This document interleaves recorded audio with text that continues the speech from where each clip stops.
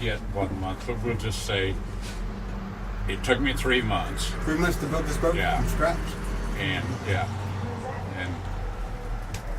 we launched it in the Swanee River, which was one of my dreams. And I went down the Swanee River for 44 miles to Swanee town. The town's called Swanee, and it's right at the Gulf of Mexico. That's where you go out into the Gulf. So I went down, and that was my first night. I knew that I'd heard of the guy, and I told him who I was and what we're doing, and would he comp us a night to stay at his marina? And he said, I'd love to. I'd love to help. He said, it's really a neat thing you're doing. And so we spent the night. Now, when I say we, me and the gal that owned, I have a brother and sister team that owned the solar company that wired the panels and everything. They didn't nothing to do with buying the panels, but they did all the wiring. Installation. Yeah, they came up when we were building. They did the installation, and we were going to go to their house because we were going to leave from Clearwater, Florida. We're going to officially call Clearwater, and for Winter the Dolphin is, we're going to officially call that our starting point.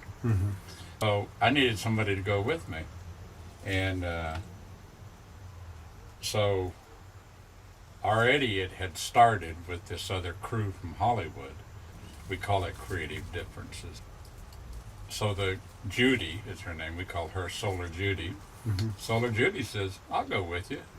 She said she wanted to go on the boat, and she's a boater, owns her own fishing boat, plus she's the president of the electrical company that her brother Solar Joe is really the boss, but they let it be run by two women.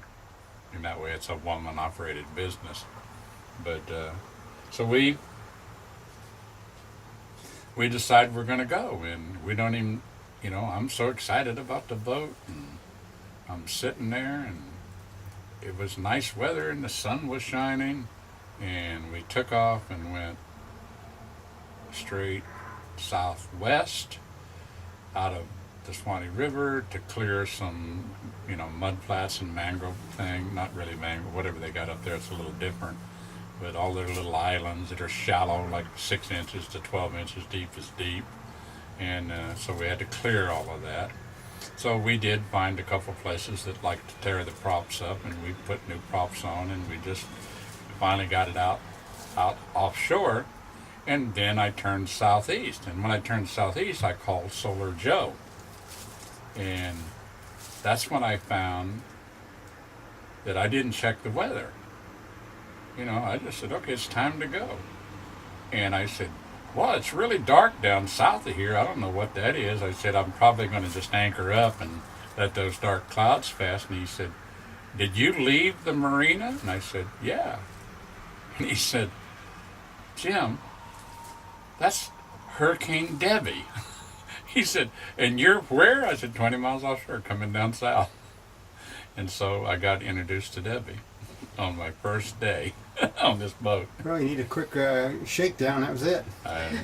She just had a good time. I laid out 200 feet of line on a 50-foot anchor, and it just sits there and kind of lifts out of the water like an airplane. It just, when it pops loose, it just goes right back because of the weight. But it'll actually lift in that kind of wind, and the wet rain, the waves blowing flat. It got up to 72 miles an hour, which is officially a hurricane, but they didn't.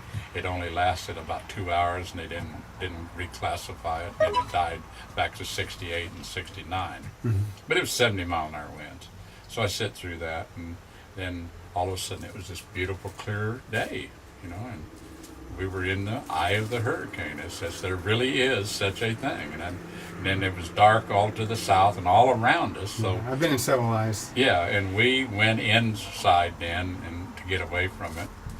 And and then Solar Joe was going to meet us, and he decided to come up there to meet us to see what we needed. And I forget why we tied up where we did, but it was a place to get in, and we were going to anchor the boat up and everything. So we ended up there and all got together, and for some crazy reason, NBC News was at this island, and it's called Little Pine Island. There's all kinds of Pine Islands all the way down, but this is Little Pine Island up there.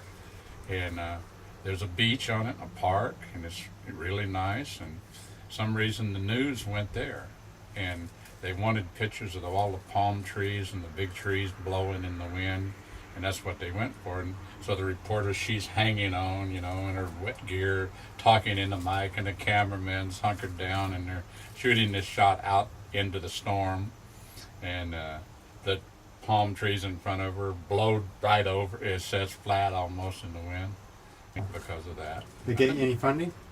No, I didn't get us a damn thing. Gotta ask. No, see, I tell you right away. No, we got no funding about anything, Bob. So it don't work. So I'm not going to do any more stupid tricks again. So we stopped at Joe's for a little bit. We're going to be there about a week, and then go to Clearwater and do the big push off. And we had news there and everything. It was a pretty big send-off.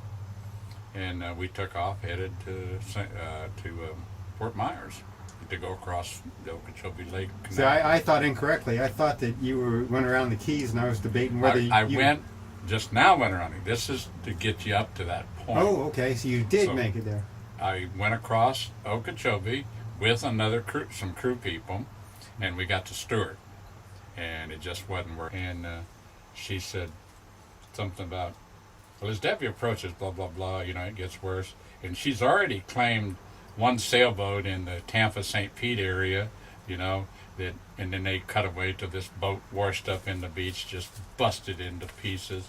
And she said, but no boats in their right mind would be out in this kind of weather. And the cameramen started going like this.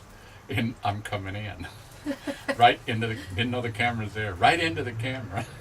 And she said, except that person, And she goes, there's a boat coming inland. We're going to move our cameras and get you more news. She's all excited.